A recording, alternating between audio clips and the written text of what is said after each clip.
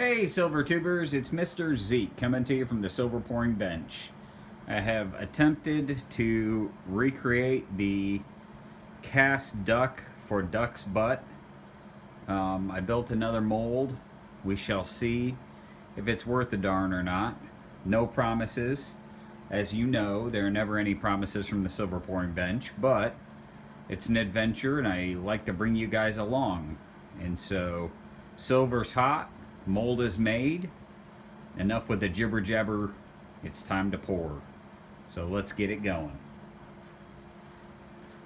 You might get a view on my back, the camera's kind of close today, so if that's the case, I apologize. Here we go.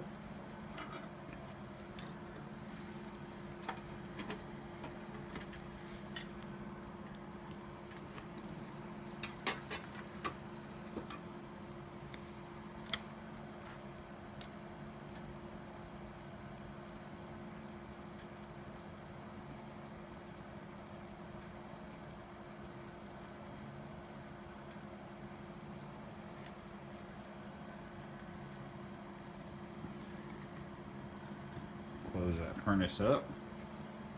I don't know, that was kind of a slow pour. But I don't have any smoke coming up around it.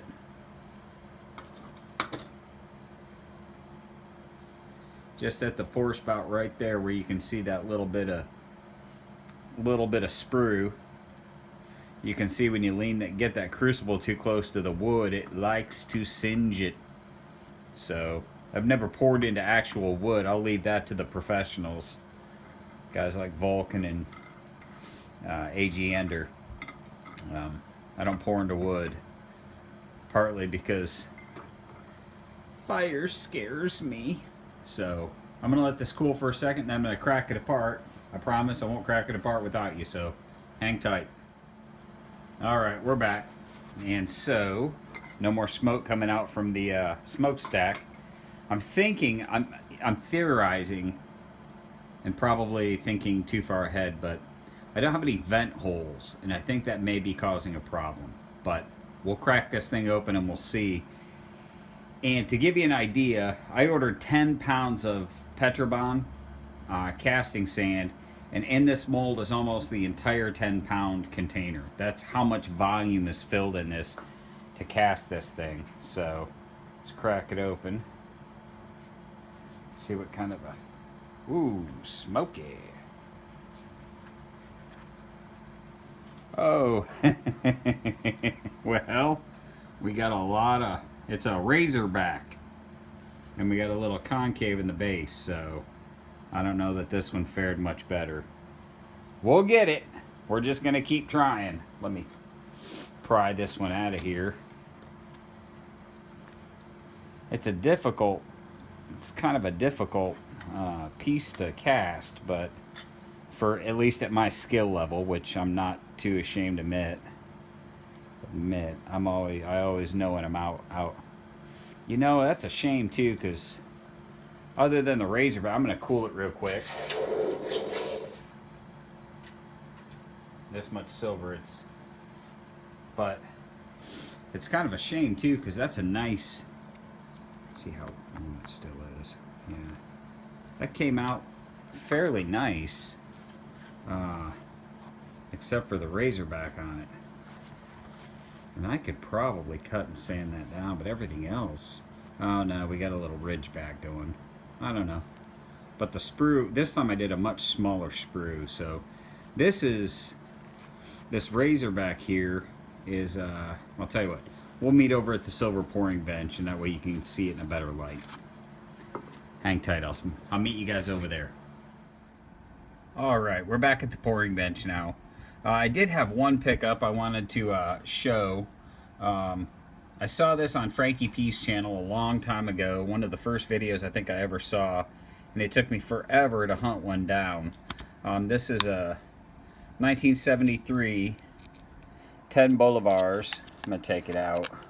Not wearing gloves, so those of you who are pneumasticists, feel free to scream in agony. But this is it's not in uncirculated condition or anything, but 10 Bolivars, And this is that Incoost design, off-center Incoost design, and I've wanted one ever since the first time I saw it. And so I finally found one. So I want to say thanks to Frankie P for introducing me to this coin, because I loved it from the moment I saw it. The detail was just stunning. And so, and it's got the inscription around the edge. So I'm going to set that back here, way back in the corner. I got that from Holsworth Coin and Resale on eBay. Fantastic people.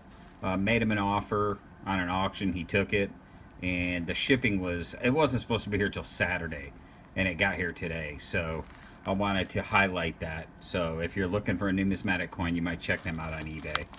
Really nice note in there. Going back to the duck, yeah, I dig the coloration. The coloration's awesome on it. But it's a razorback duck, and I don't even know if that's a kind of duck. And the bottom side, I'm not getting a real good packing, I guess. I'm having a little bit of difficulty. I might have to get with Robert 11, and figure out what it is I'm doing wrong. Unless there's a razorback duck's butt, I'm gonna have to continue to work on this little project. So, but I like the size of the sprue. The sprue is much smaller, and I think right here has to do with where the top and the bottom meet, because that's right about where the top and bottom meet. But what's interesting is I got absolutely no line on the head or on the bill, or even on the underside, and so yeah. Anyway, we will